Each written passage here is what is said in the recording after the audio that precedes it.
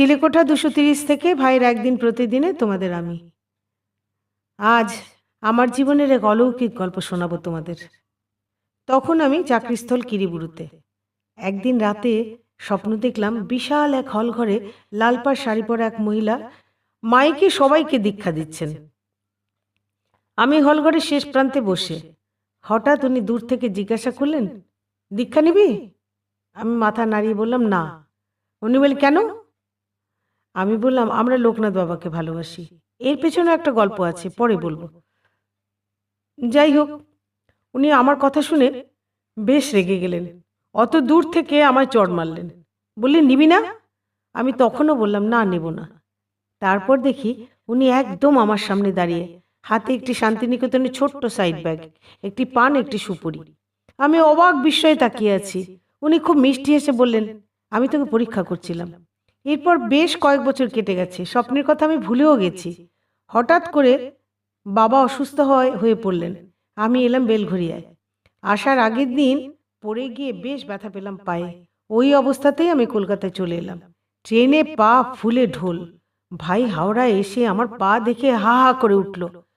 আমায় জড়িয়ে ধরে নিয়ে বাড়ি পৌঁছলো। ডাক্তারবাবুর সাথে কথা বলে পরের দিনে সোজা এক্সরের ব্যাপারে ব্যবস্থা করে ফেলল। এক্সরে করে জানা গেল যে হেয়ার ক্র্যাক হয়েছে। যাক, শেষ পর্যন্ত প্লাস্টার করতেই হলো। এবং ওই অবস্থাতেই আমাকে এক সপ্তাহ পরে ফিরতেও হলো কিরিবুরুতে, স্কুলের রেজাল্ট বানাবার জন্য।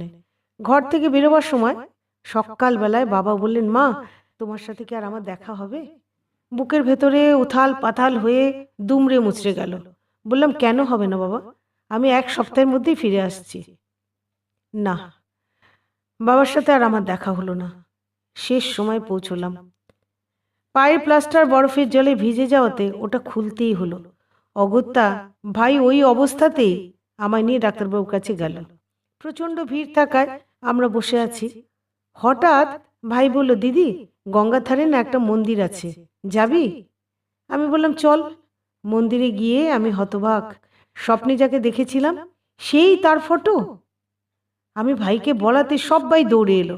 এক মহিলা, প্রায় 90 বছর, তিনি এসে আমায় জড়িয়ে ধরে কাঁদতে কাঁদতে বললেন, আমি এত সেবা করেও মাকে একবার স্বপ্নে দেখতে পেলাম না, আর তুমি মাকে স্বপ্নে দেখতে পেলে?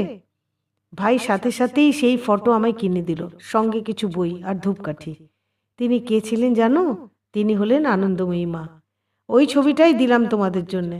ভাই আমার দিকে তাকিয়ে বলল, কি আশ্চর্য ঘটনা রে দিদি, তাই না? এমনও হয়? আমরা দুই ভাই বোন মায়ের গল্প করতে করতে বাড়ি ফিরলাম। আজ এখানেই শেষ করি, কেমন? পরের গল্পে আসছি। সবাই খুব ভালো থেকো।